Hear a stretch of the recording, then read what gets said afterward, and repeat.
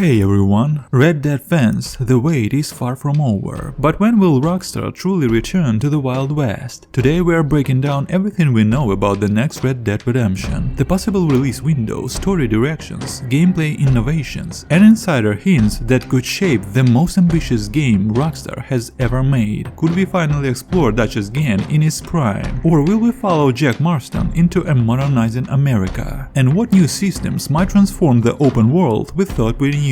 Stick around, because by the end of this video you'll have the clearest picture yet of what the future of Red Dead might look like. Don't forget to hit subscribe and turn on notifications. You won't want to miss any of the updates as we track Rockstar's next big move. Let's dive in.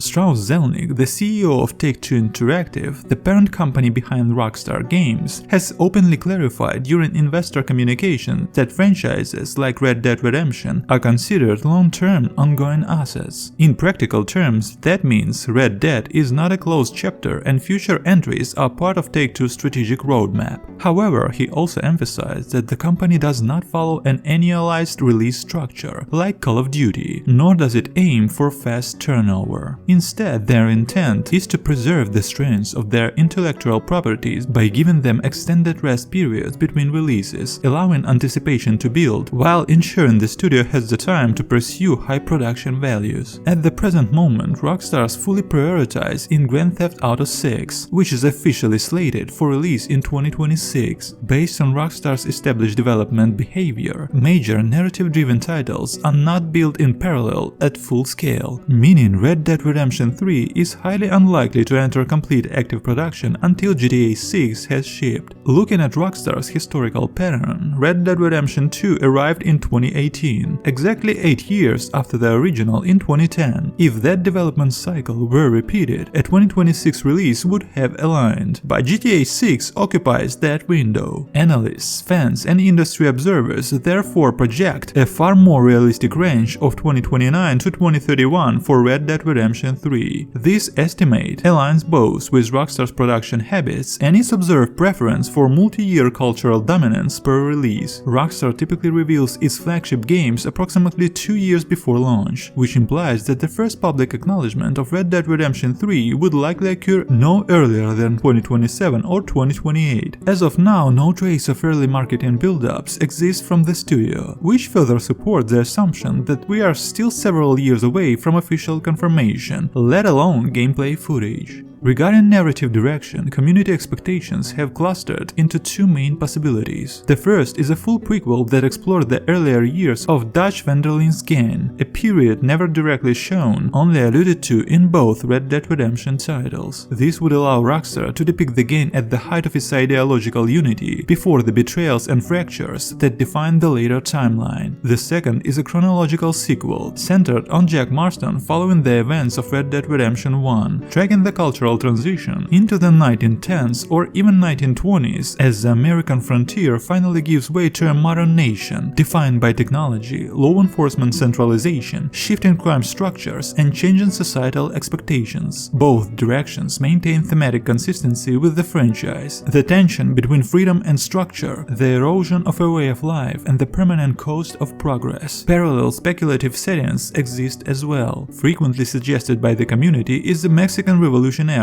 1910-1920, a historically significant conflict involving real political upheaval that could comfortably support Red Dead's established model of fictional characters intersecting with authentic history. Others propose a northern setting, such as the Klondike Gold Rush region of the Yukon, or a storyline led by Native American protagonists focused on land defense and forced displacement, though that latter direction would demand a very careful production approach. In terms of gameplay innovations, insider reports and patent discoveries suggest Rockstar is exploring dynamic world persistence, a system in which towns and environments evolve or decline over time based on player influence. In this model, settlements could physically expand, change population density, or fall into abandonment depending on how the player engages with them. More permanent and systematic survival and homesteading mechanics are also frequently predicted, potentially allowing the player to establish a fixed residence residence rather than a temporary camp as in Red Dead Redemption 2. Additional expectations include more advanced horse AI, customizable transportation such as wagons, and if the setting progresses beyond 1910, the introduction of early automobiles, semi-automatic weaponry, and electrified rail transport. Fast travel would likely remain contextual rather than menu-based, integrated into railroads, stagecoaches, or other in-world infrastructure rather than abstract user interface triggers. Rockstar's design philosophy historically prioritized immersion over convenience, making it unlikely that the foundational spatial experience of the franchise would change. The most consistent projection among informed observers is that GTA 6 launches in 2026, dominate Rockstar's developmental and live service focus for multiple years, and is followed by the gradual lead-in toward the next Red Dead. A reveal in 2027 or 2028, followed by a release around 2029 to 2031, fits both Rockstar historical timing and Take-Two's long-term franchise strategy. While the exact direction, prequel or sequel, remains unconfirmed, the future of Red Dead Redemption is essentially guaranteed under Take-Two's current philosophy. The series is not dormant, it is in intentional stasis, paced for another high-caliber return rather than rapid succession.